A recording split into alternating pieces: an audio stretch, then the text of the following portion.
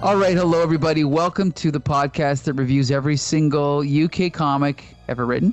This is your this is called UK CORRAL. This is your co-host Mike L. And as always, I'm joined by Adamantium. Shh. That's okay. That's my catchphrase now. Monosyllabic. Yes. There you go. And of course, back this week, Nice Guy. Oh no, Nice Man. Sorry. Nice man's not going to be so nice if his name keeps getting screwed up. Yeah, okay, there you go. Well, I changed your name and your little thing here. Let me change it right now. How do I do that? Okay, we don't want to waste people's time, but okay, so we are here to talk about, first of all, who is a fan of Garth Ennis? Paul, are you a fan of Garth Ennis? Absolutely, especially regarding The Punisher. Me, you know what's funny? I always liked Garth Ennis, but I did not love him until I read actually Punisher Max. Yeah. That put me over the edge for him. Like, I could not believe how good that first trade was. And then I read the second one, and I'm like, this is the Punisher. This should be the movie. This should be the TV show. This is perfect. Almost no ties to the Marvel Universe, right? Right. And I think the movie was made based on the strength of the Ennis-Dillon Punisher. You're right. It was, yeah. Yeah. Not that they were up to it. No, they weren't great, but they had their moments. Adam, are you a fan? I like a lot of Ennis, but then there is a point where I feel like I am a dissenter. I am going to say something that might ironically be called blasphemy. I don't care much for Preacher. Oh, really? Interesting. And I love his stuff really preceding it. And then I shouldn't say it exclusively. I do like the first maybe 2 arcs of Preacher, but otherwise it seems a little bit unnecessarily mean-spirited to me, which is ironic considering that's basically what Garth Ennis is known for. But there's a richness. I will say this. At his best, there's a richness and humanness in his writing that's unparalleled. You brought up the Punisher run, definitely. Hitman's another one. I love his work with Hellblazer as well. I think there's quite a bit of strong writing that he's done. And this one is interesting too, because what we've been talking about is the incorporation of either established superheroes or kind of violent crime or supernatural stories. And this one is a realist story. Yes. Well, first, I'm glad you mentioned the humanism because I first read, what's it called? The zombie one. The famous Crossed. Was that Garth Ennis or was that Warren Ellis? No, it was Garth Ennis. Okay, and that's where I started, I think, diverging from it because I didn't care for that. I actually quite disliked it. I also quite disliked Chronicles of Wormwood. That was another one. Okay. Well, here's the thing. I'll just say that at first I was like, oh, this is just about being decrepit and, shocking. But as the story went on, I don't want to spoil it, but there's a scene where a guy basically gets very protective about a dog. It's funny, we talked about dogs earlier, and I thought, it takes a certain kind of person to even think of a scene this good and this well done and this deep. So that's what kind of put me over the edge. Then I read Constantine. Holy crap. His first arc on Constantine is amazing. And then Punisher Max and on from there, but now he's like one of my favorite writers. But that's okay because we're not going to talk about the history of Garth Ennis. We're going to talk. Actually, we are kind of talk about the history because we're starting. I was going to say that's literally what we're doing. That's literally what we're doing today. This is what he wrote while he was in college, which again, as someone who attempts to write things myself, makes it all the more hopeless when I read something this good from someone who was only in probably his early 20s when he wrote it. But this is called Troubled Souls. It originally appeared in Crisis, not Crisis on Infinite Earths. This is a UK comic called Crisis, right, Paul? Yeah, I have an issue down in the basement. Interesting. Yeah. So this was collected years later, and we're kind of reading the collection here by Fleetway. So we're just going to give a brief summary. We're going to kind of summarize it as we go, okay? And I guess we can take turns. I can do the first one. So I'm reading on a small screen here, so pardon me if I squint, but we're introduced to the lead character, and I got to warn you guys, I am terrible with names. I already forget the lead character's name. Oh, that would be Mr. Tom Boyd. Tom Boyd, okay. So we're introduced to Tom Boyd, and without giving a history lesson, this is, well, we kind of, that's exactly what we're going to do in this episode. With all the You history keep lessons. saying Yeah, we're I not going to know. do stuff. That is literally what the episode's about. Not to review comic books set in the 1980s written by UK writers, but no, so this is set in, and correct me if I'm wrong, Paul, this is in Northern Ireland or Ireland? Northern Ireland. Northern Ireland. Okay, so this is during the Troubles, at a time when there was terrorism, basically against the UK government, and this character is kind of not really involved in it at this point. He's young. I think he's in his late teens, early 20s. They actually say that, right? And basically, okay, so we were introduced to him. He's kind of just living in, oh, geez, I don't remember what town it is. Isn't he in Belfast? Belfast. And we can see the military kind of on the streets. We catch some casual conversations with them. He's kind of, as he's walking along, he's stopped. His ID is checked. And we're introduced to his friend group at the bar, at the pub. And then we're introduced to what you could say is the kind of the antagonist of the comic, who's a guy sitting in the bar across from him. And after introducing the rest of his kind of little friend group, which consists of a couple as well as a girl that he's kind of interested in, that's kind of a running subplot throughout the movie, he ends up walking by this guy. Oh, wait, that's later on. Hold on a sec. So I'm kind of skipping ahead here. But basically, oh, here it is. So then after a few pages of kind of exposition of kind of what's going on, there is a cliffhanger at the end of chapter 1, which would have been one story when it first came out. The guy who he saw sitting across the bar from him with kind of slick back hair gets up, walks across the bar just after these three policemen had walked in, and he drops a package on his lap. And when he looks at it, he sees that it's a gun. And that is the cliffhanger of the first chapter. Now, we're just going to kind of briefly talk about this as we go along, and we kind of stop and talk about it. But I'll just say that my first impression of this is, as usual, we have a writer that knows exactly how to tell a story in, how many pages was that? 9 short pages, and to leave us with a cliffhanger that makes us want to come back for more.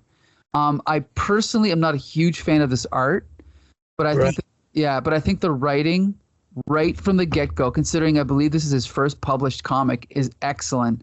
Paul, what did you think? Much the same thing. I think that, in the question regarding the art, at least, to be fair, it tells the story, right? Sure.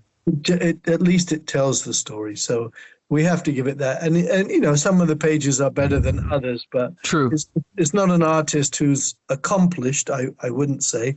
Now, if it was actually by an artist who was an accomplished artist by that time, then I guess that would be unkind for me to say it's not very accomplished. But anyway, the bottom line is it tells Garth Ennis' story. So that's okay. And some pages are better than others.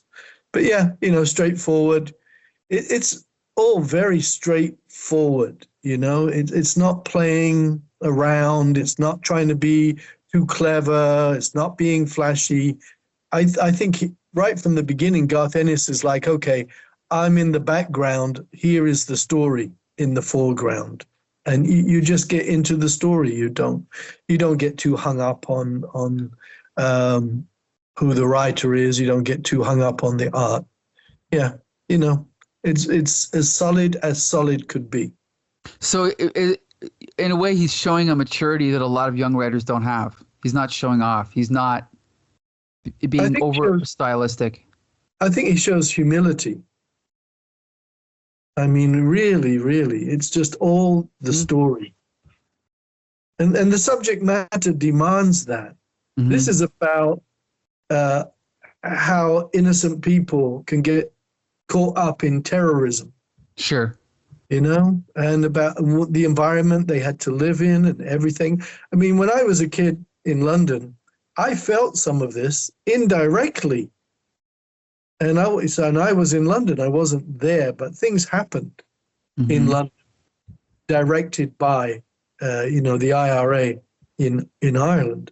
Right. And it was always in the news, and this bombing and that bombing, and this one killed, and So I really get it, even though I wasn't there in Ireland. Thank goodness I wasn't.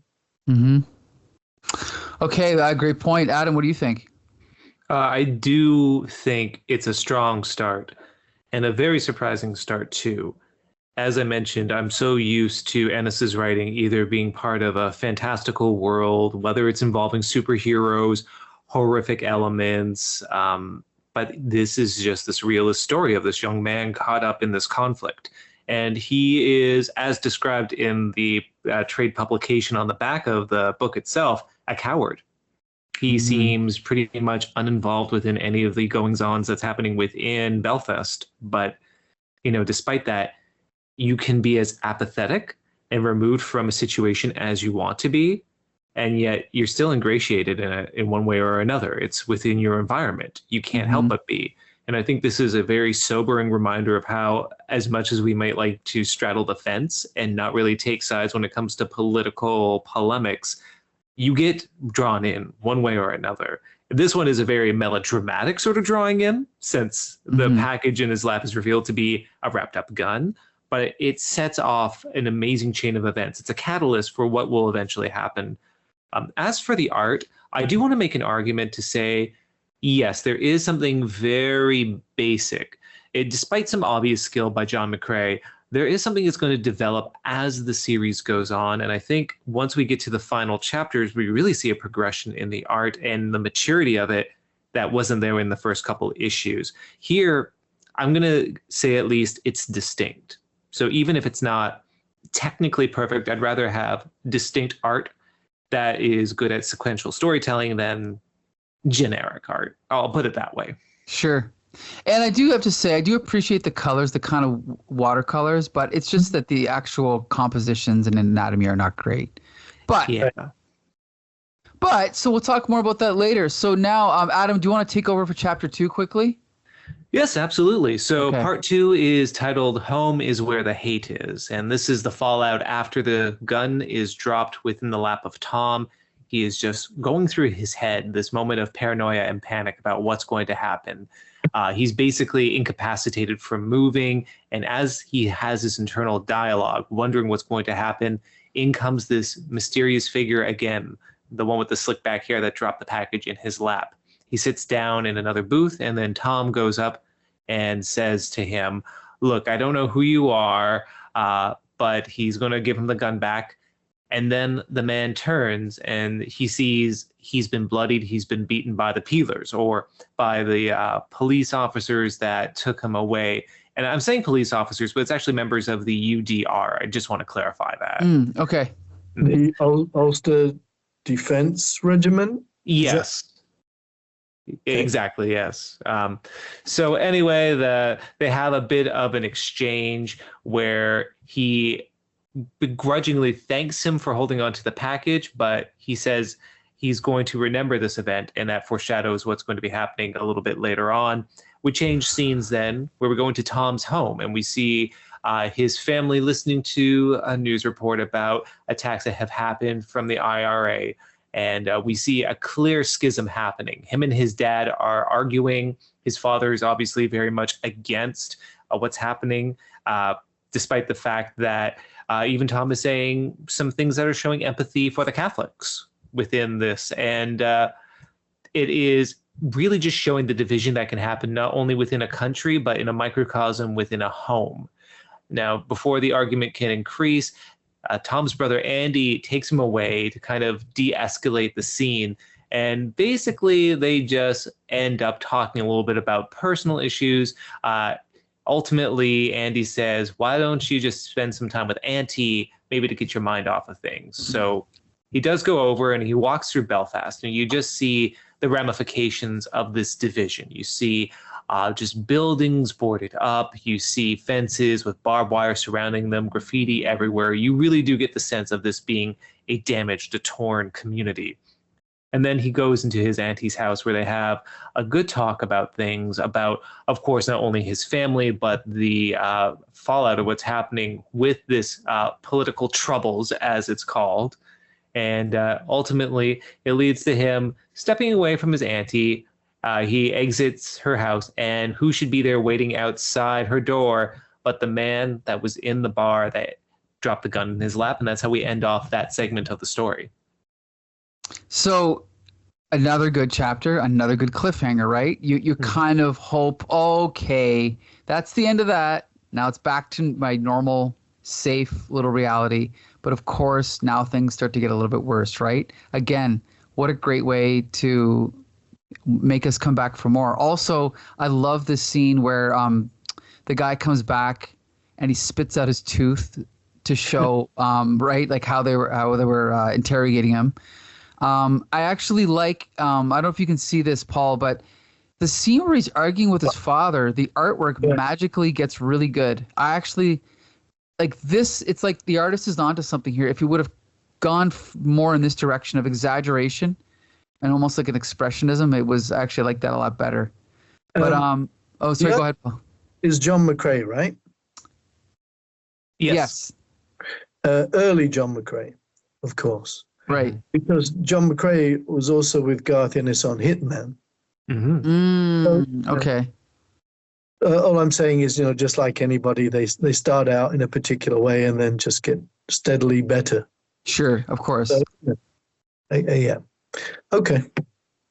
Well, anyway, and everything you pointed out, Adam, is I appreciate all of it, like establishing the environment, the conflict with his family. I think it's really good. I don't know, like, what can you say? Just another good chapter. Paul, what did you think?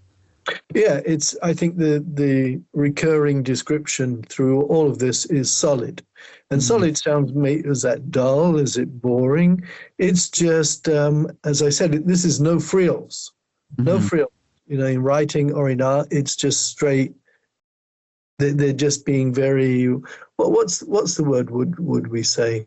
Authentic, trying to be as authentic as possible.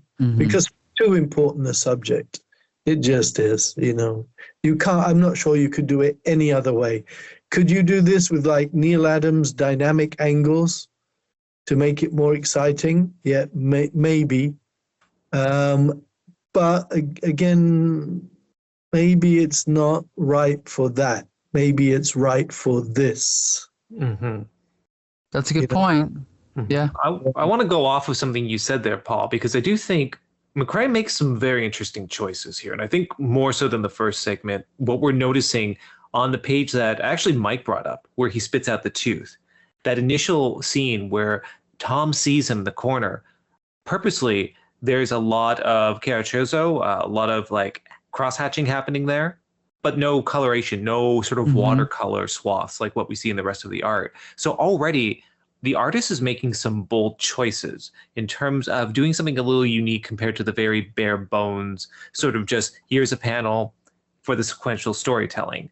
And the very last page of this section, I'd be curious to get your take on, Paul, because what we have is the reveal of this character who will eventually be revealed to be Damien, who is leaning against the post. And on the left-hand side, we see a series of panels, an extreme close-up of Tom's eye, his mouth, and then his face. And it's really interesting because it's a way of leading the eye in a creative way, a bit unique compared to just like side-by-side panels. Do you think this is a sign of artistic maturity? What is your take on the sort of change in the art that you're seeing right now?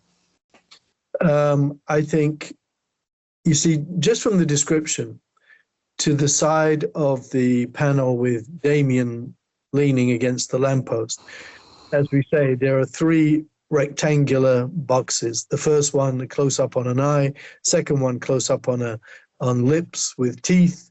The third one is the face of Tommy. And yet it's not flashy.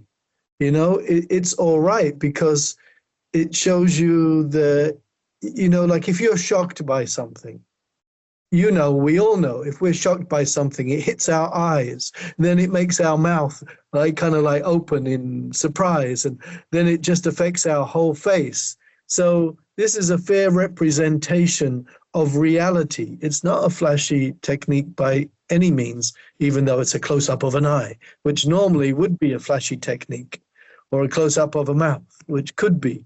No, this is how people react. It's almost like I don't know if impressionistic is the right word to describe it, but I think so. I think so. I think this is very real in an way. And I'm not trying to sound pretentious. I'm not trying to sound deliberately confusing. I think it's very real in an unreal way. Sure. Well, yeah, he's the artist is drawing how the character feels, right? So yeah. Your reaction. It's your reaction.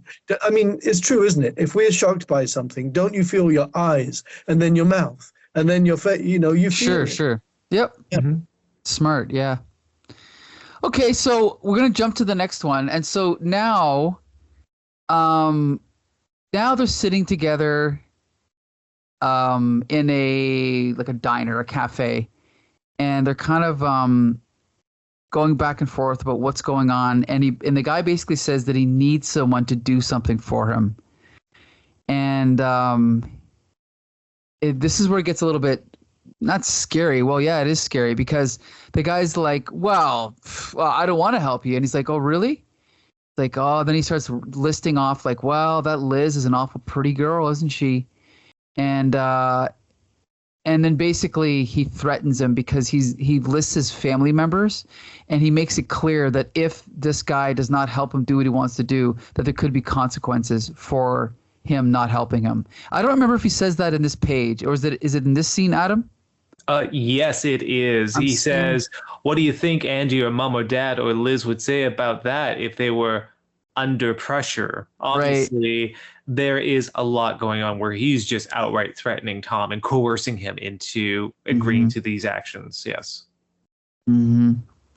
So now this guy has a dilemma, and he says, what am I supposed to do now? If I go to the police, that bastard will get my family. Even then, I'd still be locked up for hiding his gun. Again, this is, and I don't want to say that I'm always thinking about how things would translate to film, but I'm watching this from the point of view of, it's like this, it's a classic story with a classic dilemma and the moral choices, and it's just, again, remarkable how good this is for considering how young Garth Ennis was at the time. So I'm just astonished. I think it's great. So he's kind of wondering what to do. Then we get a kind of history lesson on the whole history of Ireland and the UK for about 1 to 2.5 pages. Actually, a little bit more. Just to kind of to settle us and to give us an idea of what's the backstory, basically, which is nice for someone like me. I know obviously some of this, but not all of it. So then, go ahead, Paul. You notice that they don't do it in a boring way and say, by the way, we now stop this regularly scheduled program to bring you a 2.5-page history lesson. Right. They have the lead character, Tommy, go and do some reading up on it.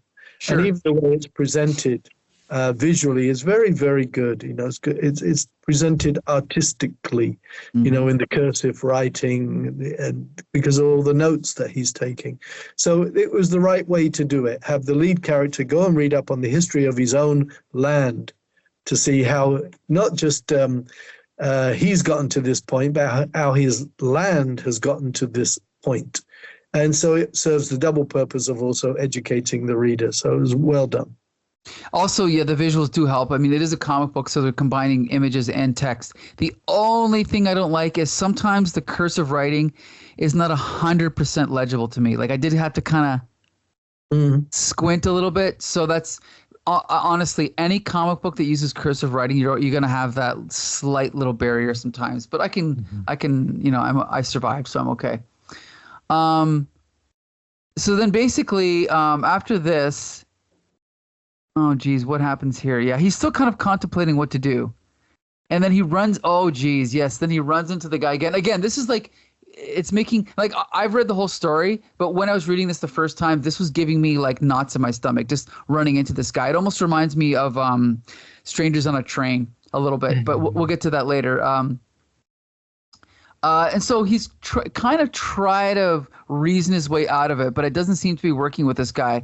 So then when we get to the end of this chapter, I'm trying to think of what the cliffhanger is. Oh, he's like, he basically says, you have to do what I ask you to do.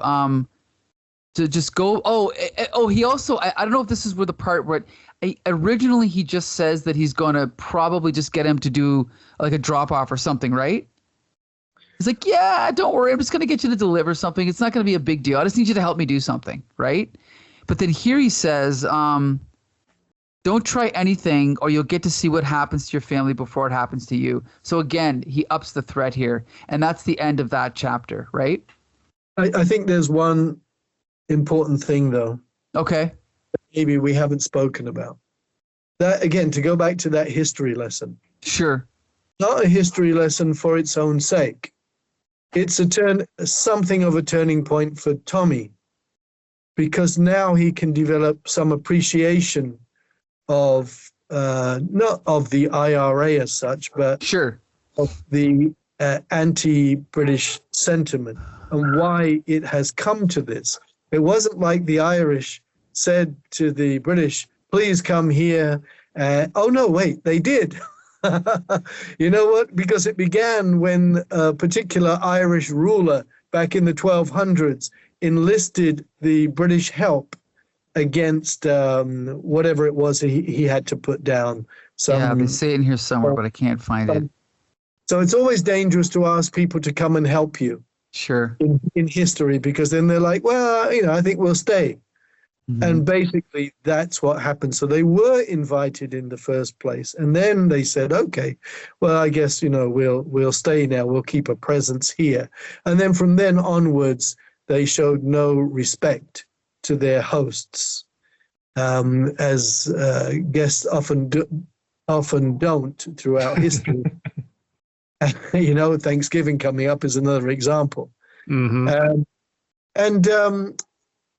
So my point is, this at least kind of opens his eyes somewhat, and this kind of turns his character a little bit so that he can appreciate things now, which can lead later on to another kind of argument with his father, because his father's only got the blinkered view. The father apparently hasn't sat down and done his history or read up on his history. Because if anybody does read that history without condoning the IRA in the slightest, there's no way somebody can say, oh, well, I think the British are absolutely right in everything they did. There's no way. I mean, it's a history of abuse. It's a history of exploitation. It's a history of treating the Irish as third-class citizens in their own land. It's a history of prejudice against the Catholics once England became a Protestant country. And so I think that history lesson is so much more than a history lesson. Well, that's a great point. Yeah, you're right. It actually does tie into the plot. And by the way, I must point out, this just a slight excursion here.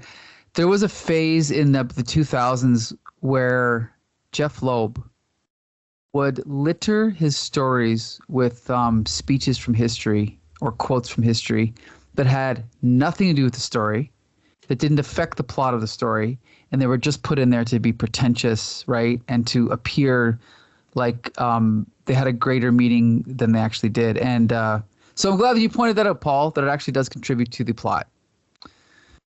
So, yeah, we don't have to talk about everything, every chapter in detail, but Adam, did you have anything to say about this one?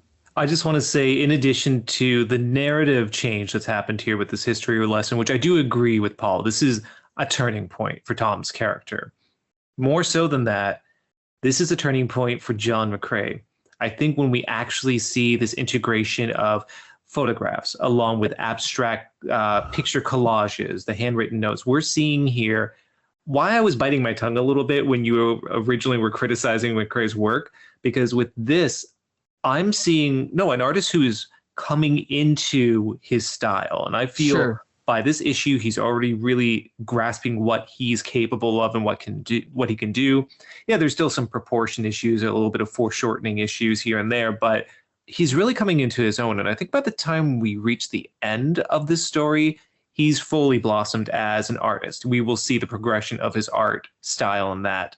And yeah, I think even as Ennis as a story writer, it isn't just exposition dumps of characters sharing prose talking to one another, explaining details about the history of Ireland. This is him doing his research, a very clever way to do this without being pedantic. It is a character discovering for himself. And the ultimate thing that doesn't give this a false air of pretense, right afterwards, when the librarian says, "Oh, I'm so glad someone's appreciating the value of history," he goes, "The value of history." Thank you. He just crumples up the paper and throws it out, showing the rage that he's experiencing after that discovery. Yeah. That's a great point. Okay, so now jump into the next one. Adam, do you want to cover this one, or Paul? You can't see the pages, right? I can see the pages, but I would have to squint so much that I'd be blind by the end of it. Okay. And Adam has to forgive my Mickey Mouse comment, but that was a pretty high-pitched voice there for the library. From years of doing puppet shows at libraries, Perfected. Okay, so Adam, you're going to tell us what happens in chapter 4. Sure, I will. I'll just go through this quickly. This one is the Belle of Belfast. And this one, we have Tom encountering Liz, who is his love interest, the girl that he was keening on earlier in the first section of the story. He meets back up with her. They start engaging in a really good time, and they go on essentially a date. Now, really, this date is him escorting her to her aunt's place. And during the course of their meeting, they do have some dialogue talking about the troubles within Ireland. They're talking about social, economic issues as well. There's a sequence where she just freely gives some money to a beggar, and he goes, "Why are you doing that? He's just going to spend it on booze." And she goes, "Yeah, everyone always says that whenever I give money away. And you know what? I don't really care." And there's just like this complete generosity in her character, conflicting with kind of the practice reason that Tom, and I notice a lot of people in my world do, where they kind of reason against being generous to others. But with that said, what we then get is a nice contrast of characters and of backgrounds, because we have Tom accompany Liz to her aunt's house. Her aunt comes into this very opulent sort of neighborhood, and she is obviously someone who really cares about class consciousness. You have to speak certain ways, you have to make certain money, you have to go to proper schools. And Tom is just feeling insulted, obviously being egged on by this old crone the entire time that he's there. Finally, they leave, and Aunt Sarah has said some very unsightly things about not only the IRA, but also Catholics in general, and then also the poor. So Liz apologizes, and she goes, "Oh, everyone has an aunt like that. You know what it's like." And Tom goes, "I don't know what that's like. Let me introduce you to my aunt." And so he goes over to his auntie's place, and they have a lovely time. And we really get this great contrast of someone who's very open, who's not immersed in this class-conscious culture, but someone who's very open, much more like Liz herself, if anything, which I find to be a very interesting contrast with these characters. Regardless, the night ends. The two characters make their intentions very clear that they want to continue a romantic relationship. And after a passionate kiss from Liz, we have Tom walking back home and again encountering our friend there, the one that is trying to get him to do the job. Now, at this point, this is where we actually get the reveal of what the major plot point is going to be, where the job that this man's going to get Tom to do is to plant a bomb. Mm-hmm. And that's how that story segment ends. It's nice to go through this a second time, because it's just interesting that this big, bombshell, this twist comes on the heels of a chapter that is the most, serene, right, and uneventful of the whole book so far, where we're meeting one aunt, then he's talking about another, they're on their date, they're kissing, and we're really immersed in both of their worlds, in his world, and also what's at stake because now his girlfriend's been threatened, right? And we're getting to know her a little bit more. We're contrasting her background with his background, and then boom, then the guy comes back and tells him what his mission is going to be. And I just think that's, again, so skillful. I think it's great. Paul, what do you think? No different from you in this particular case. Okay. Because, that's exactly it, isn't it? Of course, you have the what can you say? A fairly typical dramatic contrast between sweetness and light and good stuff, and then suddenly the boom of okay, Damien is there again, and Tommy's not going to be able to escape this, this looming whatever you want to call it threat. It's just not going to go away. It was an interesting contrast also with the aunts. Tommy's aunt is civilized and human, and the girlfriend's aunt is waste of space. right. So, yeah. But yeah, and again, I pointed out earlier that I do appreciate the colors. If you look here at the pages, walking through this kind of like a forested area with the nice greens, the inside of her house is very welcoming, like the pinkish and like the reds and everything. Walking, you see the trees and everything. Then when we get to the last page, now what's the antagonist's name again? I don't remember. Damien. Like if you'll notice now it's gray and just the yellow of the light, and that's all the color we see, and he comes out of the shadow. So I'll give you that, Adam. He's definitely very creative with color for sure. Mm-hmm. I'm going to sway you on this, I swear. I mean, don't get me wrong. It's like Paul said, it doesn't distract. So it's telling the story, and it's never like I ever once was taken out of the story because of the art. It's more just like when you kind of analyze it, you can see that the anatomy is not great, but that's okay. But then you go to the next page. Look at this splash page of Soldier Boys, and look how good that looks. Like that looks great. Like the texture of the jeans, right? The highlight of the jacket. Sky. Yeah, it looks great. Sky. Yeah. Whose turn is it now? Is it my turn? It can be if you choose. Oh no, but I don't remember. Is it your turn? No, I just recounted one. So you go ahead, Mike. Yeah. Okay, sure. So now he is in a pickle. He's, what am I going to do? OMG, right? Now he's been given this assignment and he's going back and forth about what he's going to do. And so he's just, again, going back and forth in his head. Then at that moment, he runs into his friend from the couple. And they're talking about, what are they talking about here? Well, Mike, I think you omitted one certain plot point. Oh, what did I do? He plants the bomb. Oh, geez, I kind of missed that. Okay, there you go. It's his fault, the artist's fault for storytelling. No, I'm just kidding. So at the top of the second page, we do see him plant the bomb. Yeah. So he at the top, he's like, it's easy. I just walk to the litter bin. In the Canada, we call it a garbage bin. Christ, you're really doing this. And we see him he put the bomb into the garbage bin here. So then he's walking along. And then I think this is the point when he realizes his girlfriend, or Liz, his friend, who he's romantically interested in, lives very close by. So he's like, Liz lives only a couple streets on from here. What if she goes for a walk or something? Oh, nice, Einstein. So now he's screwed. Then he looks back over, and that's when he sees no, go to the police. The whole thing's stupid. Killing soldiers, Jesus. So now he's having a crisis of consciousness. He doesn't know what to do. Should he go back? Should he give up? Should he go to the police? But then he goes back home before he sees his friend, and he's still trying to figure out what to do. Then his friend comes over, and now they're talking. So yeah, you're right. Thanks for noticing that. I skimmed right over a very important plot point. So now they're going. Back and forth, and then, oh yeah, what happens here? I don't even remember this scene. It was then he takes them to someone else, Ivar, and Ivar is actually somebody who was working for the UDR, and he was injured at a failed assassination attempt where he actually shoots himself. Right, okay. He just got out of the clink, and so they're commiserating, they're drinking some beers and watching Full Metal Jacket together. Good movie. Mm-hmm. And it's interesting, too. I just want to point this out so I don't make the comment later. The great contrast where everyone else is kind of talking about the superficial things of the film. Oh, it's bloody. Oh, you like that part where he killed himself, right? And there's Tom going, I get this. These people, they didn't start off as killers.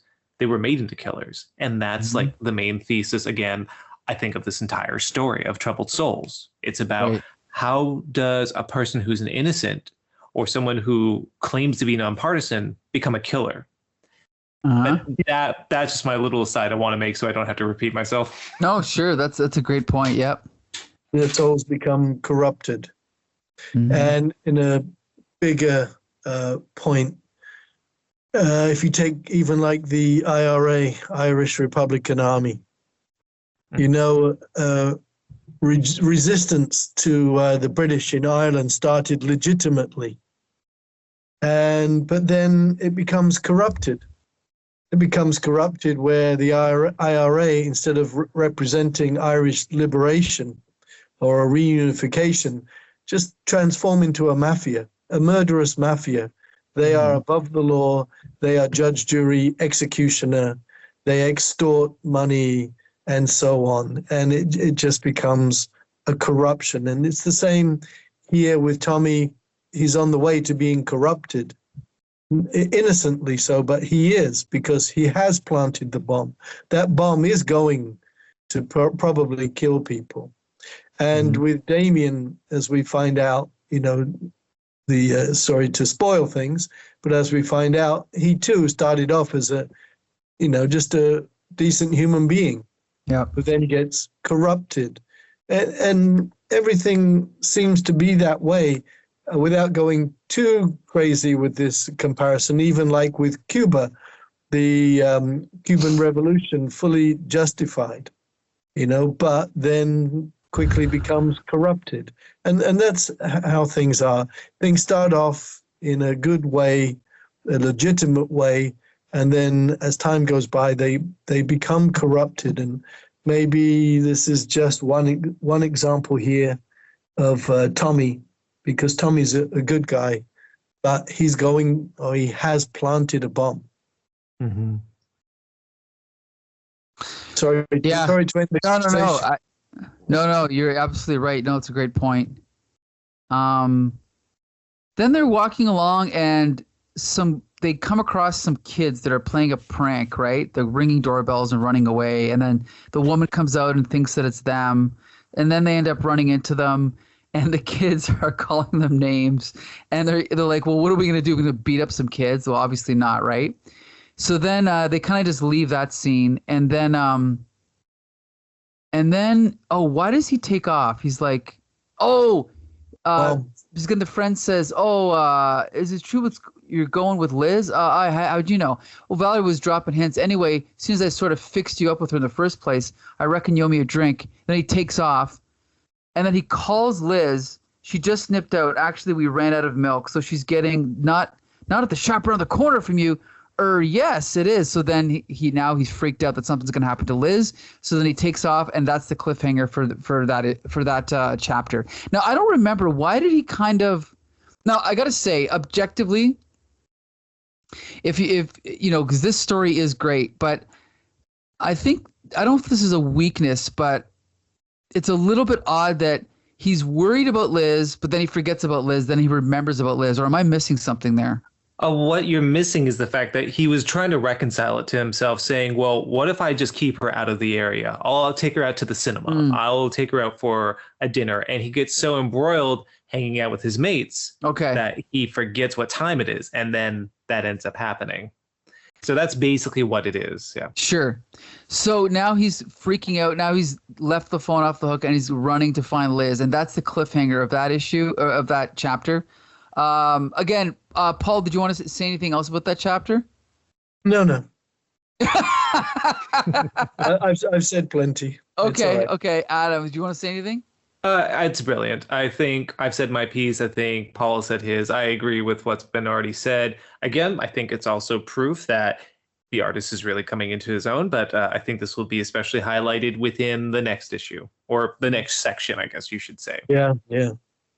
So Adam, are you doing this one or me? I already forgot. Well, I'm going to do this one because this one is very quick to recount. Okay. This one is kind of the big middle point, and this is where everything shifts.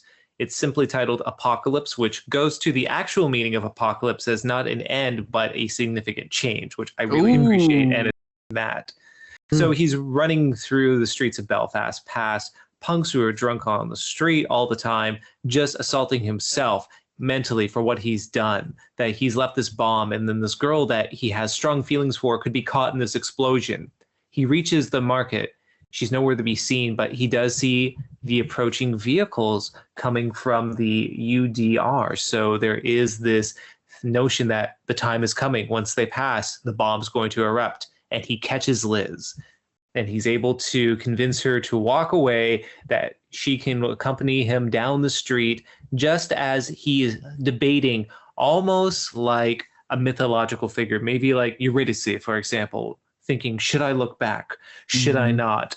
Only, with him, he doesn't descend to hell, or like Lot's wife turned into a pillar of salt. He looks back in time to catch the explosion as the vehicle is immolated by the bomb, and shrapnel actually catches him and pierces his leg.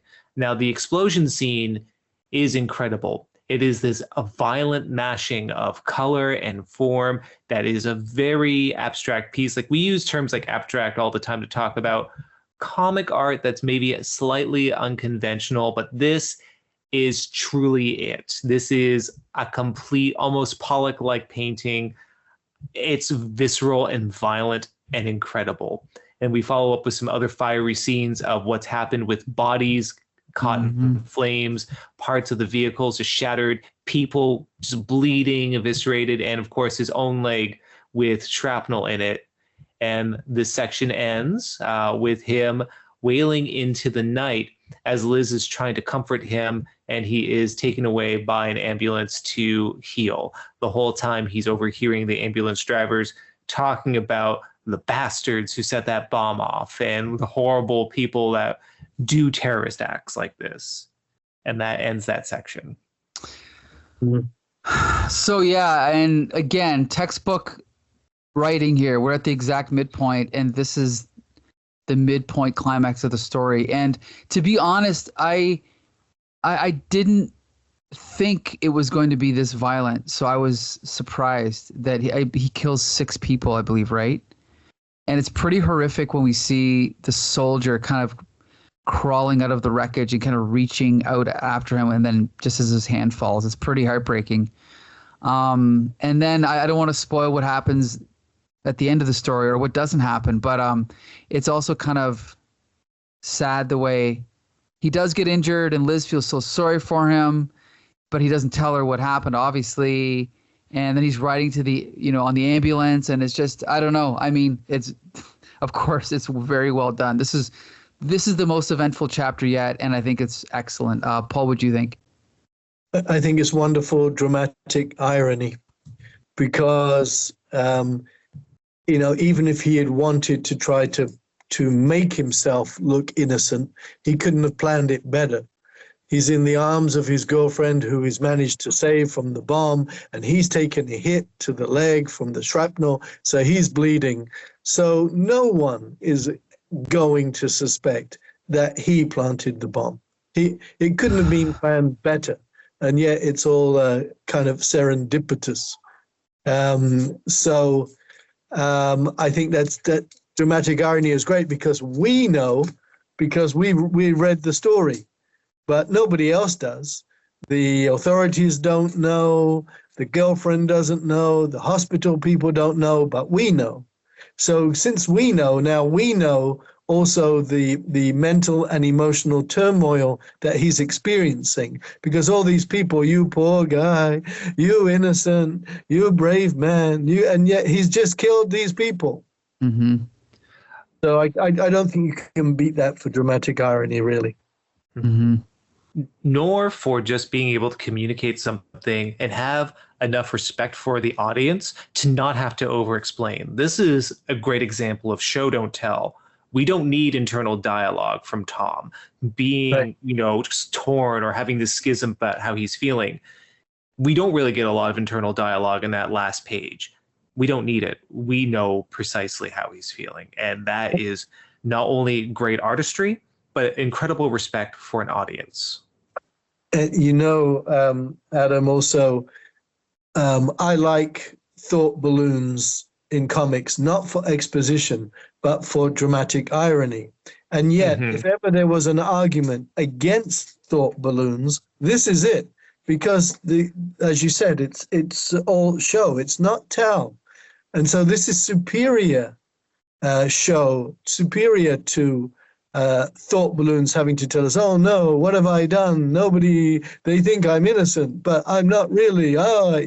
We don't have any of that, and it's not necessary, as you said, because we see it, we know what he's done, he knows what he's done, we know how people are now reacting to him as though he's an angel, but he's just killed these people. So yeah, this is the best argument I've ever seen against dramatic irony,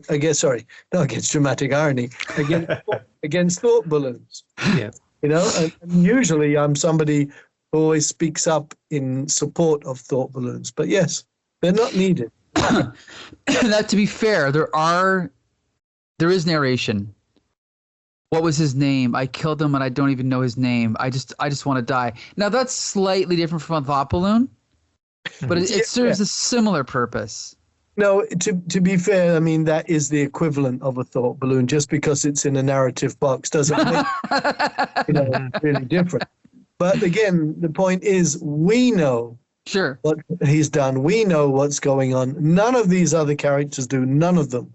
Right. We're very privileged to know this. And because we know it, we feel kind of what he feels and the turmoil of what he thinks. So it's all right. Just we'll allow Garth Ennis, a few narration boxes here and there. All right. A few stray here and there. And just quickly, I want to make one more comparison with that explosion scene. I was struggling to think of the artist that it reminded me of, but it was actually Ralph Steadman, who's probably best known for doing a lot of covers and portraitures for Hunter S. Thompson books. Okay. That sort of violent, jagged work reminded me a lot of that. So people who would read this maybe initially seeing these soft, almost watercolor design characters may not anticipate something like that happening later. I love that contrast. Just wanted to throw that out there. Sure. Okay, so now we're going to jump to the next chapter. So speaking of use of color, now we're in an almost dreamlike, kind of like ethereal environment. It's almost all white with just little hints of color, like the color of his aunt's shirt and just a little bit of yellow and brown in the background. But they're basically, again, he doesn't reveal what he's done. So he has to kind of just play along with what everyone believes, that he was just an innocent victim of this explosion, right? Mm-hmm. Right. So, and it's at the bottom of the page, he's thinking to himself, oh, what else was going on? That's an easy one, Auntie Angie. I planted the bloody thing. That's all. I am some wicked folk, right? Because she was talking about the wicked folk that planted the bomb. So obviously his conscience is weighing heavily on him. So then his friend, what's his friend's name again? I always forget. Dougie. Dougie. Then Dougie comes and they're chatting it up, right? And then we see. Okay, we want to talk about experimental art. We see some news clips, and they're actual, like, photographs or screen grabs from newscasts at that time. Now, I don't know if these are real people. Paul, you might know. I don't recognize any of these faces, but are they real reporters? I believe so. I'm sure they are. There's no reason to make them up, right? Well, they actually are. I don't know the person's name, but when it's the top right one of those photographs, Tom goes, and then they find someone to condemn it. Oh, not that bollocks again. That actually is like a well-known conservative newscaster that was reporting about IRA attacks in Ireland at that time. Their name is escaping me, but no, these are historically accurate images pulled from television for very similar attacks, such as bombings and shootings from the IRA. Mm-hmm. So, he's kind of just, again, watching it with this extra note of irony because he knows that he's the one that planted the bomb. Then he is visited by, who's this again? Oh, it's just a reporter from a tabloid, basically. And I got to point out how much this stood out to me. Again, he's narrating to the reader, and he's like, the sun is easy to slag off. The Mail was a bit more careful, tarting up the Sun stories for nice people, always reassuring them that they shouldn't be guilty about being rich, that voting Tory was good. All of which raises the question, why haven't I told this Daily Mail reporter to piss away off? The fact that he transfers from like just telling the reader what's been going on to then commenting on the situation he's currently in is so clever. I thought. I don't know if that stood out to you guys. I thought it was great. Yeah, just awesome. So anyway, now he's chatting with Liz again, and again, the elephant in the room is that he's not letting on is that he's the one that planted this bomb. So they're just talking, and then she kind of gives some reassurance that they're still going to be together. She's like, "Well, we'll work something out." He's like, you love me, remember? You really do. You said very romantic, because he did say he loved her a couple of chapters back. So that was kind of like a big development. So then we cut over to so this is like Damien's kind of boss, whatever you want to call him, right? And we kind of get like a new little development. Now he's basically telling Damien, well, you screwed up by using who you did, so now you're going to have to get rid of him. You're going to have to kill him. So now Damien is being put into a situation as well, right? So we have like a new dilemma for the characters. So now we're getting, again, this is a 91-page story. We're on page 55, and the story just keeps getting deeper and deeper and deeper. The characters keep getting deeper and deeper and deeper into trouble, right? So this is great. So then Damien is now waiting outside Tom. Is that his name? Tom? Mm-hmm. Yeah, he's waiting outside Tom's house. And then Tom comes out and he says, I can't do this. And that's the end of the chapter. So again, talking about the art especially, if you just look at here as I'm flipping through these pages, the contrast between him sitting in the hospital and then the pages of the IRA members, right? Like, look at those dark colors with the dark green, the yellow, completely different color scheme there. So very skillfully done. And again, the new twist that I mentioned is just great. So this is another great chapter. Adam, what do you think? No, absolutely. I can't really say anything more than you have. The only thing I want to comment is for the IRA members that you mentioned, both McWilliams or Damien, and then his boss, Mr. Rourke, we don't actually see their eyes. Their eyes are so obscured in shadow. The only time we first see his eye is when he hears Tom approaching. And that's when we actually get a little bit of conflict within his internal dialogue. I love that humanization of the eyes being exposed in contrast to the easy depiction of the eyes for all the characters in the hospital setting. I love that contrast. Very brilliant. True. Nice, man. Anything else to add? I like a couple of things here in addition to all the other things that have just been mentioned. One is now you can see Damien in a different light, because you can begin to get backstory about Damien and how he got to this point. He hasn't always been a bad, murderous character, but what fueled him in that direction. You'll learn about it, and the emphasis on power here, because Rourke is a middle-aged, short, skinny shrimp, and Damien's a big, powerful guy. He could crush Rourke in 5 seconds, just crush him.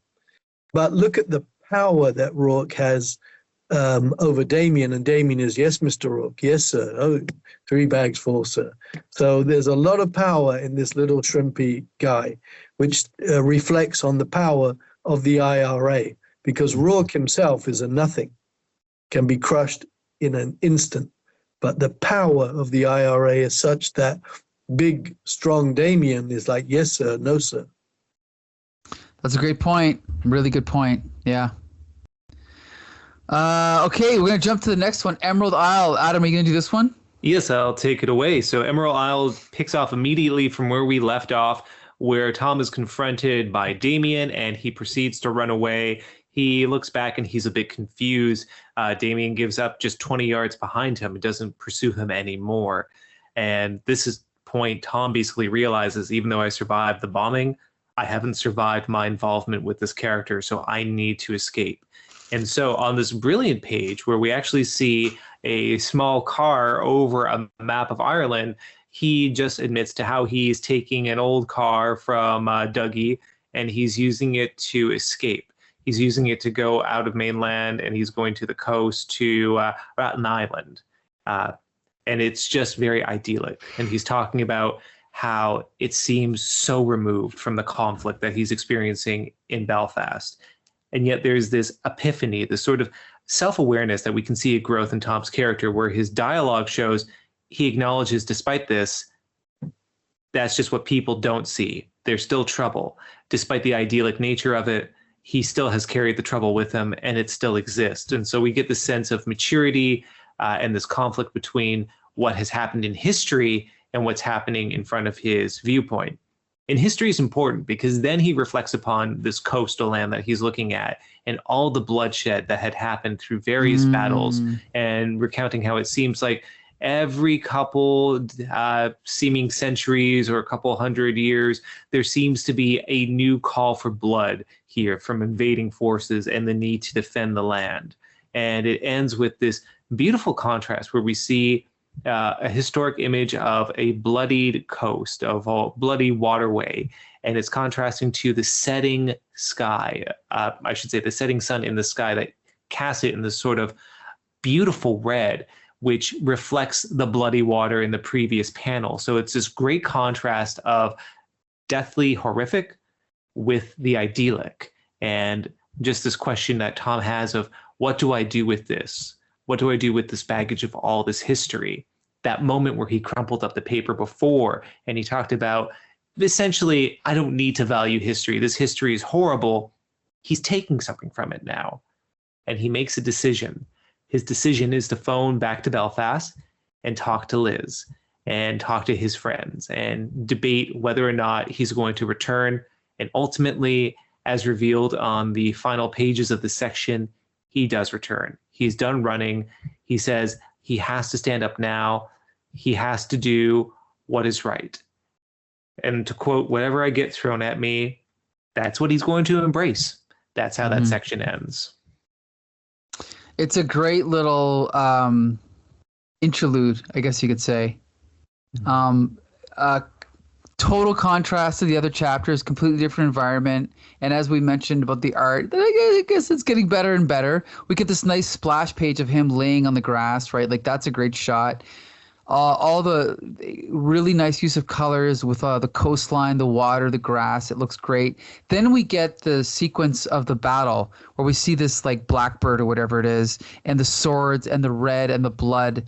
And yeah, it's just a really interesting way to depict his evolving thoughts on what he's going to do about the situation. So I just think it's really well done. Nice, man. What did you think? Nice, but I had one negative reaction. Okay. And that was the real life part of me saying, how does he afford this? He's unemployed. That's all. He just gets money from the dole.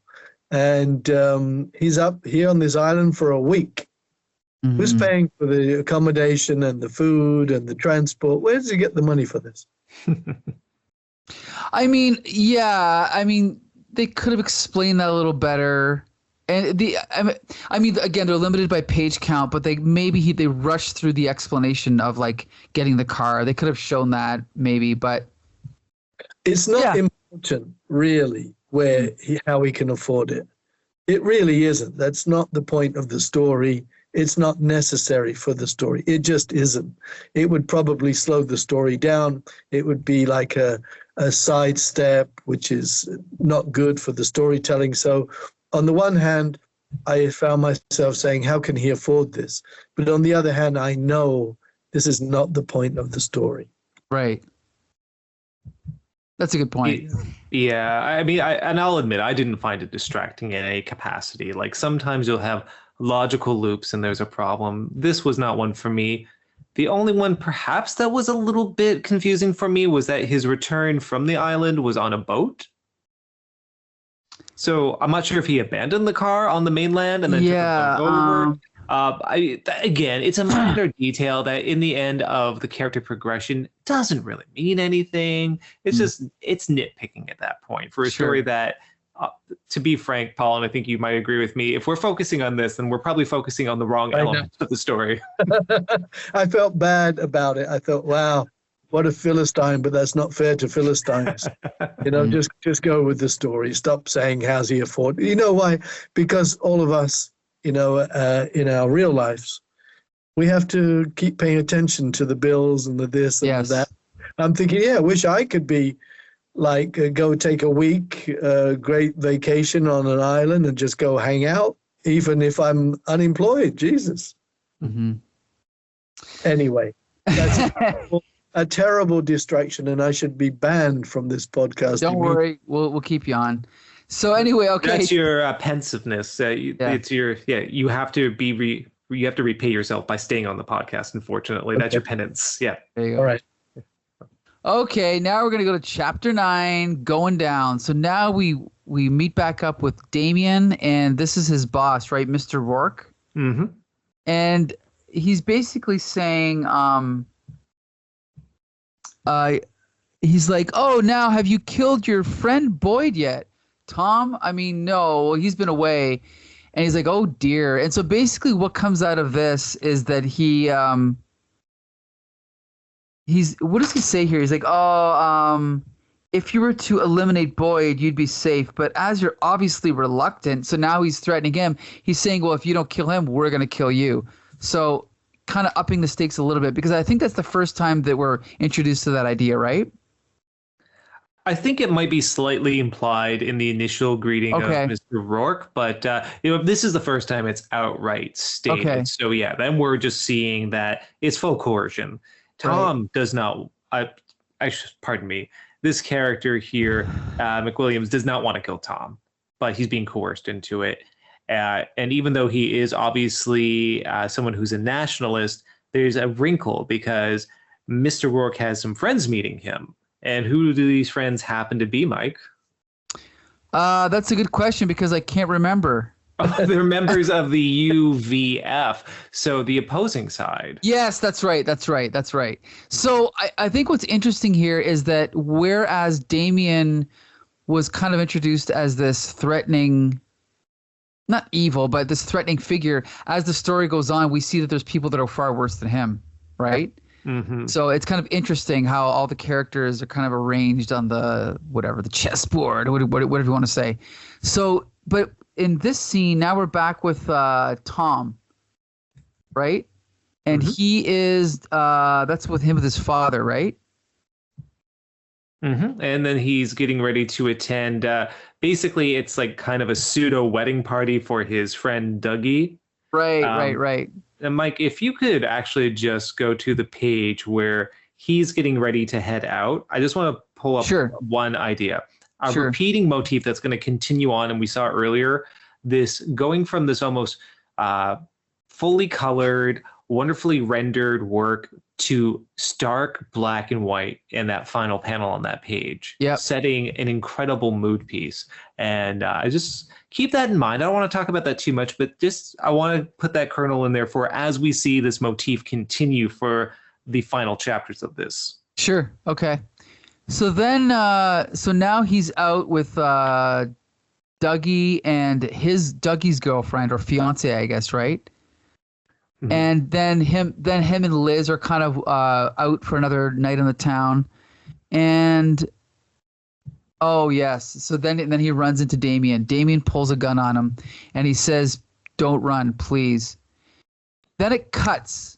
So this is kind of awkward because at first I didn't know what was happening, but it now cuts, and they are in almost like an abandoned building or a house somewhere, and Tom is waiting for Damien has left, and now Damien's coming back. So he walks in, and he's got some food, it looks like, right? And so then they sit down, and he's like, he's like, still not talking, and he's like, well, that's all right. I'll talk, and you can listen if you want. I suppose it all began with Jamie, really. So now we're gonna get the secret origin of Damien, right? Mm-hmm. So yeah, just a nice little ending. Sorry, Nice Man, what were we gonna say? No, exactly. Now we're gonna discover that Damien, in his own way, is a victim as well.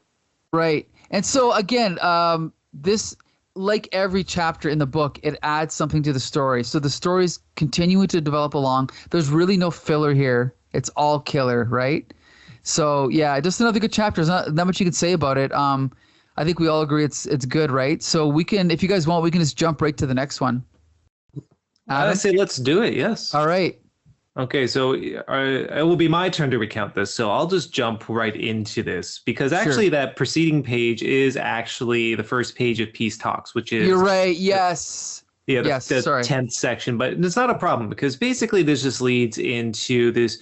It's a major exposition section, but the mood piece, the angles that we have, the beautiful views of the rain falling outside, I think really just set the tone for this body language of how Tom is taking the story being told by McWilliams, aka his abductor Damien. So basically, within the IRA safe house, he explains how he got involved with the IRA after his brother was killed by the British Army after being caught in a crossfire.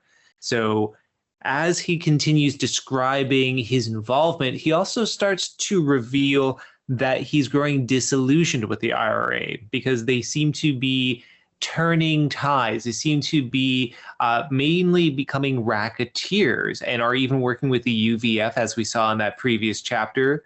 And that is basically keeping the war going for the sake of the IRA to accrue money through exploitation.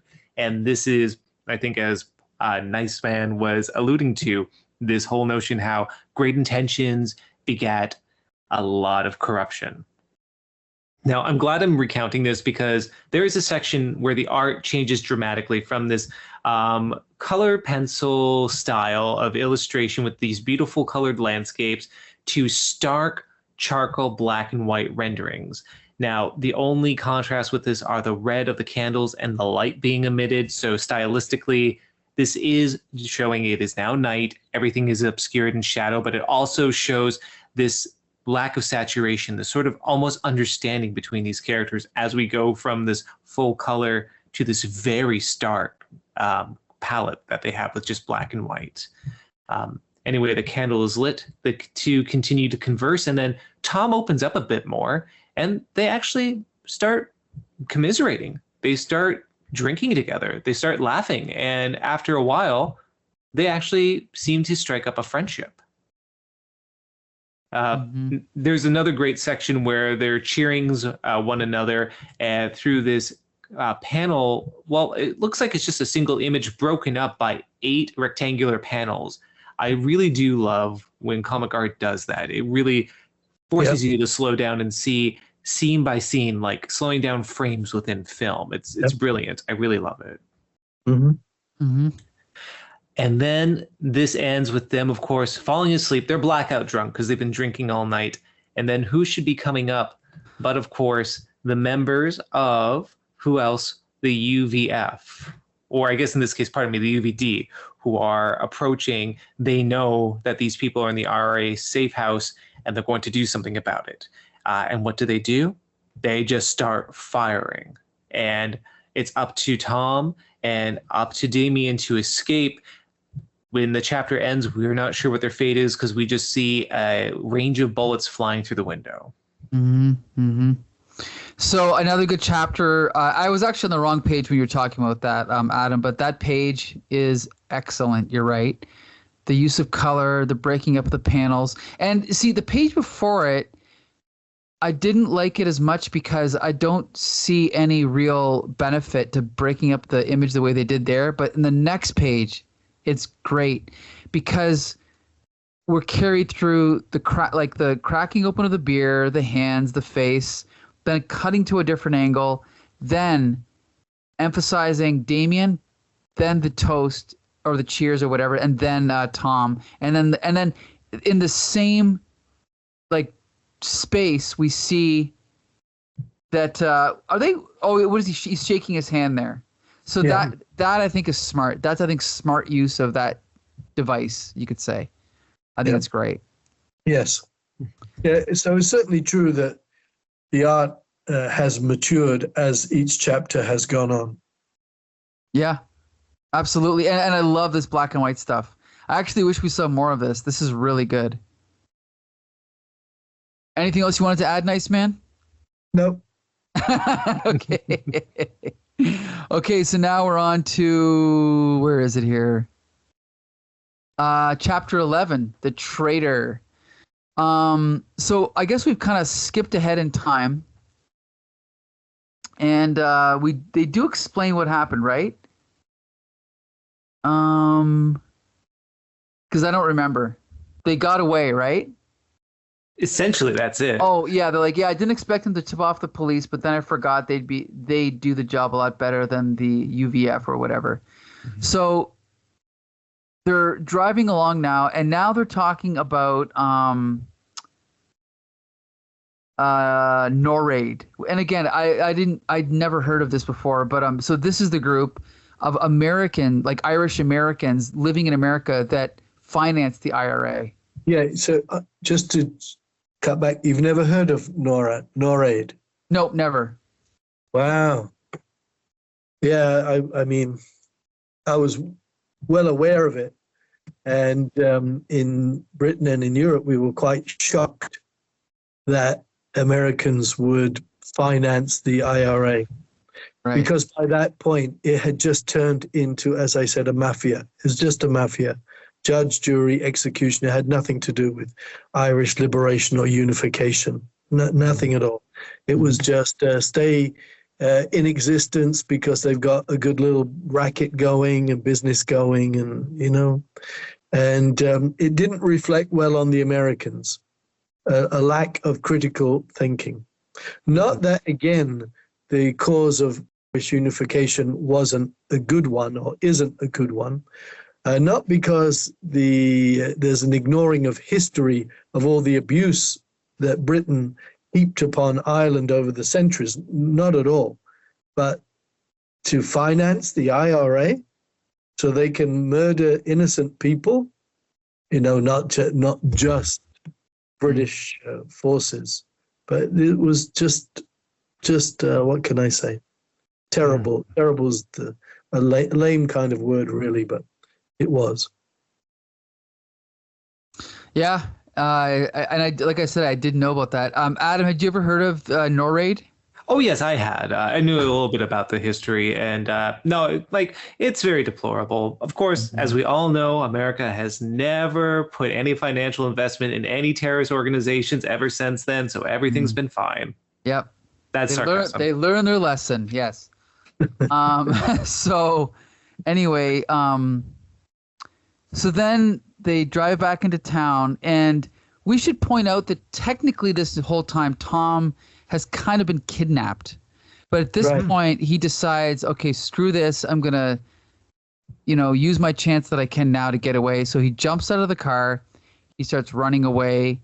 Damien catches up with him. He's like, Tom, why? I thought, Jesus, you're terrified me again. You think I'm going to shoot you? So he takes out the gun, and he actually hands it to him. But then just at that moment, Damien gets shot. We see Tom's reaction. He gets shot multiple times, almost like Bonnie and Clyde. He falls over, bloody, to the ground, and he's dead. And then the last page of this chapter, we see it looks like some soldiers that have just shot him. Mm-hmm. And that's the end of that chapter, I believe. So, sorry, Nice Man, were you gonna say something? No, probably about the girlfriend in a little while. Okay, we'll save your comments then. Adam, what were you going to say? You were talking about the climax being with the bomb. This was the climax. This was the point of action where we knew one of these characters was going to have to die. Mm-hmm. And it came from a point where after this sort of reconciliation, this mutual understanding between these seemingly opposite sides, this happened. Under the guise of a misunderstanding. Mm-hmm. Tom was being shown the gun because Damien was trying to display it wasn't even loaded. It was all for show. And then the members of the UDF, it was just the police force, but they saw him brandish a gun and they just fired openly at him. It's the most anticlimactic climax in terms of his end, all done by this stupid gesture of attempting to reconcile with Tom and gain his trust again. And there is something utterly depressing and sad about that. And it's so profound too, because we start off, as you said, Mike, Damien comes across as this almost mythically dangerous looking character who's embroiling Tom into this series of events. And here we are, him meeting this tragic end after he's made human and we really discover who he is. Yeah, I will admit, I do think the no raid part was a little bit pedantic in the sense where I don't think that detail added a lot to the narrative. I think it was more just Ennis going, just for all the American readers, just so you know what's happening with this. It kind of felt inputted for that reason. And I don't feel narratively it did that much. But, you know, it's a minor nitpick for otherwise what is a powerful section of this book and one of the most emotionally devastating death scenes I've ever seen in a comic. Yeah, it is. It was very well done. Yeah. Yeah, I can fully admit the art has certainly improved over the course of the 10 chapters or whatever we've seen so far. So really good. The killers are the British military? I'm not sure. I can't tell. Can you see that image there? I mean, they're soldiers. Yeah, so they are. You are right. They are the British military. That's correct. Oops, crap. Yeah, there we go. I'm trying to zoom in, but there we go.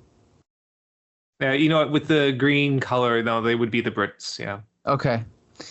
So now we're on to, I believe this is the last chapter, the horror, right? Yeah, the horror. So a slight evocation of Heart of Darkness with that, where some time has passed and Tom has made the decision to leave the country. His friend Dougie is complaining about how he's going to miss his wedding, how he's going to miss so much, but he can't deal with it. Now, at this point, his friends and family are still not aware of his involvement with the bombing, and he's not saying anything to them. But he's made the decision at this point that he has to leave. And what's very interesting is we're getting his dialogue that he's saying to other characters. So far, we're not getting internal dialogue. He goes downstairs to meet his family, including his mother, his father, and his aunt.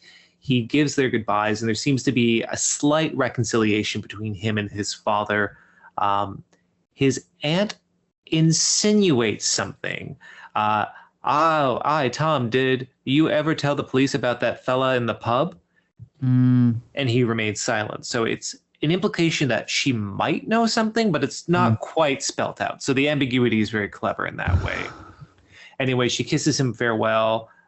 He continues to say goodbye to his friends, and we get a continuation of some of that black and white motif where someone's calling, "Isn't that Tom?" And you just see him freeze in this charcoal black and white image as other people catch up to him to say goodbye. Really wonderful work with that. And then the final section is him meeting Liz. They have a discussion about his decision to leave. And she understands at some point he was probably involved in the bombing. She doesn't outright say it, but there is that implication from her body language, from some dialogue she's saying. He's saying, no, you're good. And by the way, you're stronger for me choosing to stay here. I can't do it. And you just see her clasp and just kind of hold her head into her hand. There's this ambiguity of what exactly she's feeling, what exactly she's thinking. And maybe even if there is something insulting about that notion of, oh, you can stay here because you're so much stronger than me, as if maybe he's overlooking that she may not have a choice in this. But I think we'll discuss that in a little bit. Regardless, the comic officially ends with the first time in this entire section of getting internal dialogue from Tom, where he says, "I'm losing an awful lot, leaving a place like this. I loved her." Again, the ambiguity being, is he talking about Liz or Ireland? You just wouldn't know looking at it like this. All you can see are the lights, and you're so desperate to see the lights that you don't dare think about what's going on in the dark. The war goes on, and then there is no other dialogue as Ireland recedes into the dark and Tom leaves it behind in a very somber and very profound ending for the story. Yeah, that's the end. It's excellent. I think so I love this ending, but it does beg the question. Why can't they cheer it up? Why is it so sad? No. I wasn't going to say that. But what are the other ways it could have ended? What if he would have revealed to her what what he did. Is it better to end it this way? Yes. Okay, well, Nice Man, why do you think it's better? Well, it's more dramatic, less soap opera, I think. It's a good excuse for the art, the impressiveness of the art, because the leaving at night and the receding island and the lights and everything else. So that looks better. Also, it means he has to carry this secret with him. It's a burden. It's the albatross around his neck. He has to carry it with him. He has to live with it, and so on and so on. You know how so many people, that one time it was a fad to be honest about everything, but instead that relieves you of the burden and puts the burden on other people, which is really convenient. You know, I just got to tell you that I've been sleeping with 10 women. I just need to be honest. Like, no, you can keep that to yourself and not make other people suffer. So here, he has to carry it. And I like that. And as I said, it's a good setup for the art and the impressiveness of the art. Mm-hmm. Okay. And actually, I want to ask a question, Nice Guy, because you were mentioning Liz a little bit earlier. You wanted to make a comment about her. I'm curious what that's going to be. Yeah, I'm such a curmudgeon at times. Really. I feel bad even before I open my mouth. Like, where's the romance? Where's this? Where's that? It's like she's too good for this guy. He's not in her league. She's way too angelic, way too good.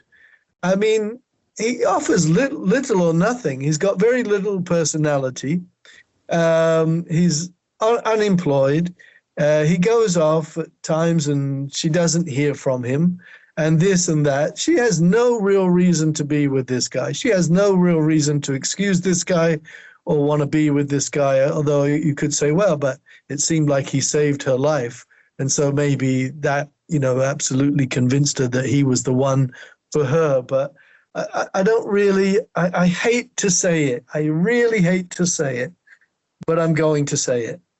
I don't know what she sees in him. Okay. I can totally forgive that.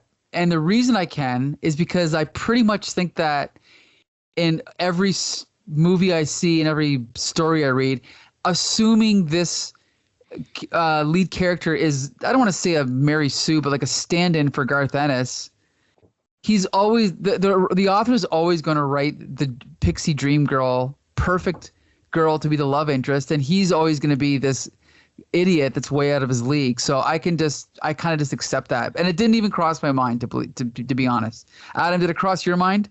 I mean, it didn't really, to a point though, because when he does say, "You're stronger than me. It's so good that you can stay here," I think what we're really getting is this strange, very bold choice in terms of his character development, because there was character development where he went from being passive, he went from being a coward to taking action, to deciding he has to return to Belfast and he has to face the consequences of his choices, only for this twist for him to run away. And what I find so fascinating is, again, he tells her, "You're stronger than me. That's why you're here." Is she? What are you saying exactly? What you're saying is, you're a coward, obviously, but the second thing that you're saying is you don't actually know why she's staying here, because she obviously has family that's embroiled in different social economic classes within this community. And how much of her being here is by choice and how much is of it by necessity? We don't know her story, really. And this isn't her story. Let's be clear. This is not Liz's story. But with that said, I think that says a lot about our main character here. And I like that. I like the fact that he isn't just suddenly exonerated from being a coward and a horrible person. It's shown that he is flawed. And I think that's very powerful. And I agree with Paul, with our nice guy. Nice man. Nice man. I'm going to keep butchering it. I'm sorry. But no, he is he is not good enough for her. And this emphasizes that. And it emphasizes the flaws in him, that in this story, and this is something that's going to continue on for Ennis's runs, for stories I enjoyed and stories I haven't, but there are no heroes. And I Mhm. think that's what's really crucial for here. So what we see in Hitman, what we see in Hellblazer, what we see, even stuff I'm not a big fan of, like The Boys or Preacher, it's all here. Great point. Yeah, I guess like again, I knew this was going to be good, but it blew me away how good it was. And I think if I can go back to the maybe the only, it's a minor thing, and there's probably other sections where this issue might have been there as well, but the part that I mentioned about him with Liz about planting the bomb, then kind of thinking about realizing, oh no, she lives close by.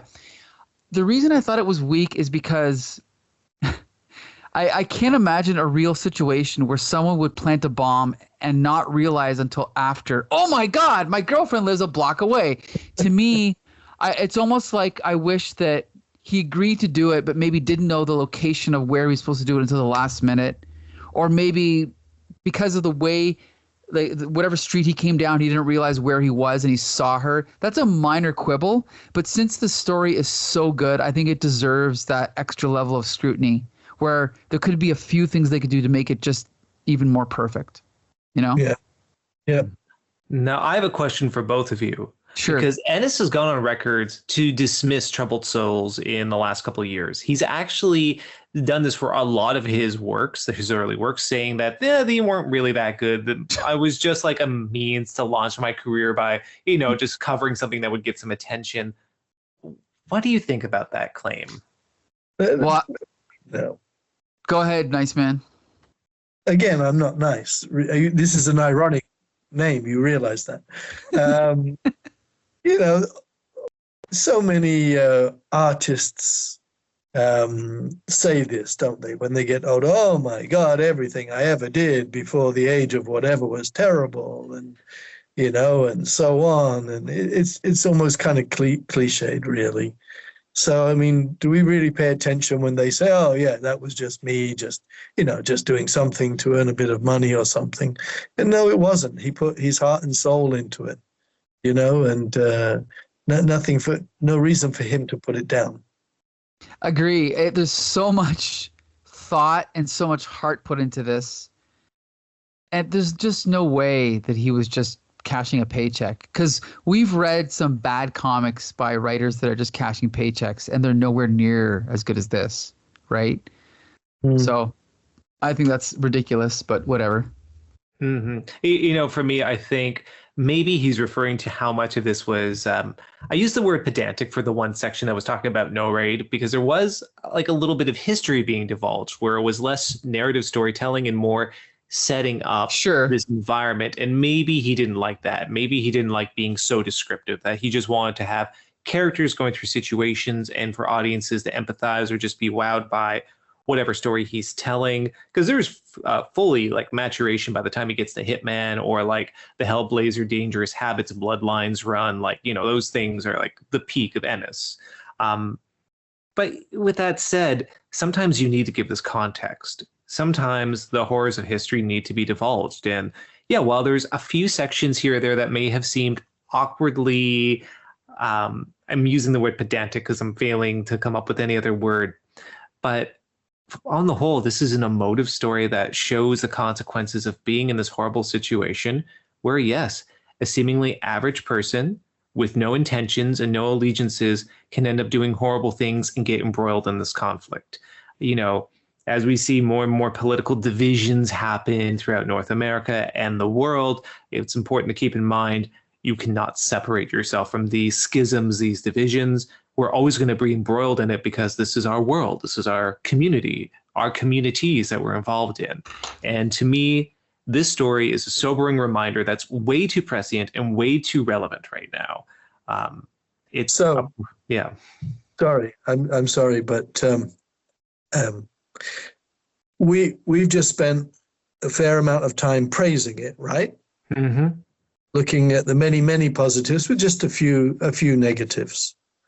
And yet, Frank Plowright, a good friend of mine who lives in Scotland these days, has Slings and Arrows. That's his company, and they review graphic novels. And somebody I don't know named Jack Kibble-White, which is a great name, Kibble-White, he rated the collected edition of this story 2 stars out of 5. Only 2 out of 5, feeling that while it had some positives, I'm quoting, while it had some positives, it was more an antiquated early work for creators just on the cusp of becoming ready to produce far better things. So, I mean, I think that's a bit harsh, really. And as you said, Garth Ennis has been dismissive of troubled children, taking considerable pains in pointing out that the work was in no way autobiographical, describing his own upbringing as a middle-class one, whereas the Troubles were only a peripheral background event, and later claiming, my intention was to launch my career by whatever means were available. So with Garth Ennis saying sabotaging his own early work, and with Jack Kibble-White jumping on the bandwagon, I'm afraid between the two of them, they are. What can we say about this? They're kind of holding up the middle finger to what we've just been saying. You know, if Garth Ennis were to redo this today, of course he could improve it. Of course he could refine it. But I think what's there is great, and what's there holds up. The fact that even though it was this early in his career and we were still all impressed by it, I think says a lot. And you know, and I read Preacher too, Volume 1, and I didn't love Preacher either, but I did love this. So I think he's short. What is that? Short-changing himself, or he's selling himself short. I agree with you, Mike. In fact, I'm going to state the opposite. I don't think he could do a better job at this now. I think he's one of those rare examples where, and again, this is to my taste. Keep in mind, anyone listening, I know there's a huge enclave of Ennis fans out there that revere the man. I don't think he's improved with years. I think his height was reached during Hitman, during his writing of Hellblazer, and then I don't think he got better. I think there's been a decline. I think he's gotten so enamored into shock value and into just making these very nihilistically, intentionally mean-spirited stories that he's lost, with some exceptions, of course, he's lost that humane touch that was able to be in hyper-violent works. And when someone can balance that, that's a sign of an incredible artist. He did it with Hitman. He did it with Hellblazer. He's done it with a number of other works as well. Punisher was brought up. And he's definitely done it with this one as well. I don't think it could be improved. And after all, it did appear in Crisis, right? Mm-hmm. And the editor of Crisis was impressed enough by it. So, I think this is too much of, I was just a kid and I didn't know what. They all say this, even in pop music. You remember the group UB40? Yeah. Mm-hmm. Yeah, all their first 2 albums, great stuff. Everybody really enjoyed it. Then they came out with Red, Red Wine and got crashingly boring because they ran out of original life. You know, it's okay, now let's remake Red, Red Wine. Boring. And what did they say? It wasn't until that point that they really knew what they were doing. So then they were kind of dismissive of what they did before that. But what they did before that had much more life than what they did after that. Because it was great they didn't know what they were doing. So then they did good stuff because they weren't restricted. They didn't know how to limit themselves. And then later on, they knew what they were doing. So ignorance is bliss. That's a great point. Paul, have you heard of a band called The Beatles? Well, I have to say, little boy, I did actually see them live. Get out of here! Because my mother took me and my sister when I was about 5-6 years old, and I remember it well. I remember it well. They were the last act. It was a particular venue in London where different acts performed, and they were the last ones who came on. And so, yes, I was there. One of my ambitions, honestly, is to be the oldest living person to have seen the Beatles. And if I can just make it to 100 and keep my brain intact, I believe I may achieve that aim. Okay, so the reason I said that is because that's a great story, by the way. I love the Beatles, but that's one thing I've concluded about their career. I do love their middle period, and of course I love their later period, but people dismiss the early years too easily. And what I like about it is specifically what you said. They didn't know what they were doing, so they tried everything. And so, of course, as the years went on, by the time you get to White Album, they're more refined. They know what they're doing. They could pick up a guitar and write a song in 5 minutes. But in the early days, it was a struggle. Every chord was like, what's the next chord? What's the next line? What's the next section? And so there's a little bit of that. There's more experimentation and there's more failure, but there's also more success, I think. And I think that's exactly what you just said about even something like this, where maybe Garth Ennis got to a point in the mid-90s where he figured out his formula. And then after that point, he's like, oh, I don't need to develop anymore because I got it figured out. I know my tricks and I can just keep going back to them. When I first came to the United States, I came with a backpack and a bag and $200, and that was it. And I flew into Boston, and I ended up in North Carolina, and I took a bus for 4 days across the country for $40 on Trailways from North Carolina to California. But my return ticket was from Boston. And and why did I do that? Because I didn't know what I was doing. I had no idea.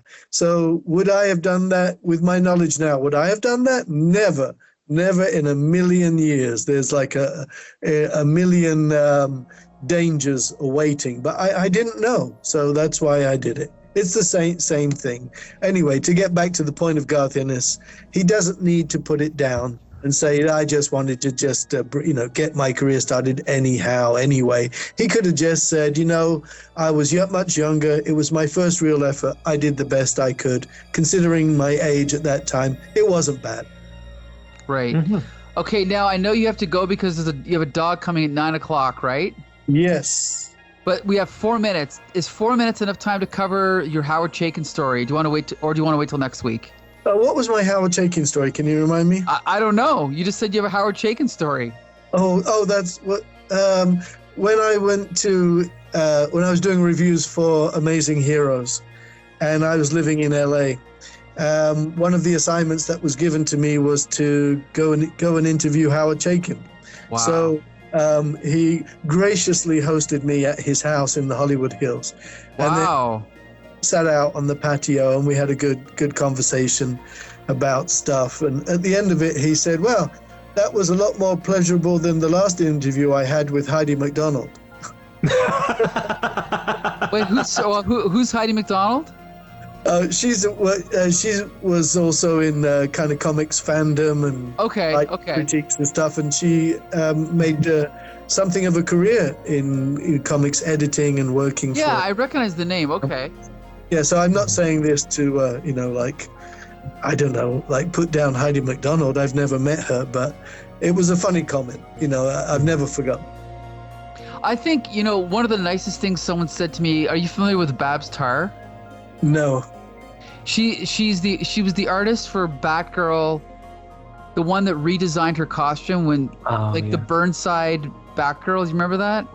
The Batgirl Burnside. Anyway, so she is incredible, very charismatic and very hip and very cool and very sharp.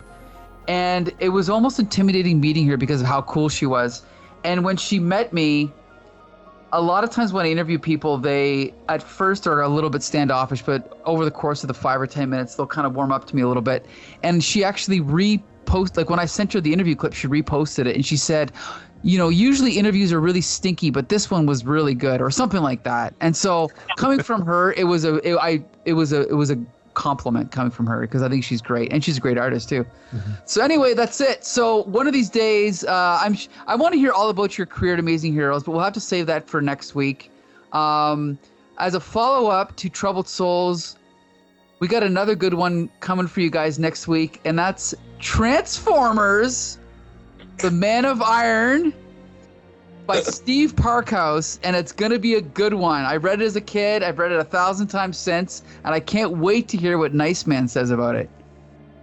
Honestly, I'm not just saying this, but I have a prior engagement. No, then we're going to reschedule because you have to be on this episode, okay? All right. Okay. Okay, we're going to wrap up. We'll figure out the schedule when we go off the air, but we want to thank everybody for joining us. Join us every week, every 2 weeks for UK CORRAL. We're going to be covering every single UK comic written by a really good writer that we can possibly dig up. So be sure to join us again. I want to thank Adamantium and Nice Man for joining me, as usual. And we'll see you guys next time.